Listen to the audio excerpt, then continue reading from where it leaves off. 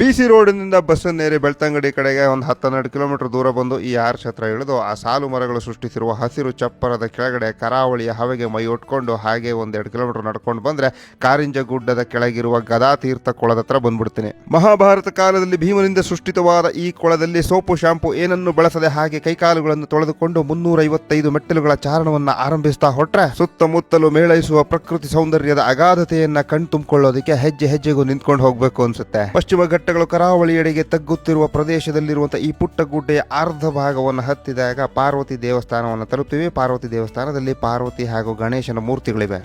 ಅಮ್ಮ ಮಗ ಇಬ್ಬರಿಗೂ ಕೈ ಮುಕ್ಕೊಂಡು ಇನ್ನುಳಿದ ಅರ್ಧ ಭಾಗದ ಚಾರಣವನ್ನು ಏರುತ್ತಾ ಹೋದಂತೆ ಸುತ್ತಮುತ್ತಲಿನ ದೃಶ್ಯಾವಳಿಗಳು ಇನ್ನೂ ವಿಹಂಗಮವಾಗಿ ಕಾಣಿಸ್ತಾ ಇರ್ತವೆ. ಎತ್ತರಕ್ಕೆ ಜಾಸ್ತಿ ಹೋದಂತೆ ಈ ಕ್ಷೇತ್ರವನ್ನ ಕೃತಯುಗದಲ್ಲಿ ರೌದ್ರಗಿರಿ, ದ್ವಾಪರ ಯುಗದಲ್ಲಿ ಭೀಮಾಶೈಲ, ತ್ರೇತಾಯುಗದಲ್ಲಿ ಗಜೇಂದ್ರಗಿರಿ ಹಾಗೂ ಕಲಿಗಾಲದಲ್ಲಿ ಕಾರಿಂಜಗಿರಿ ಅಂತ ಕರೆಯಲಾಗುತ್ತೆ.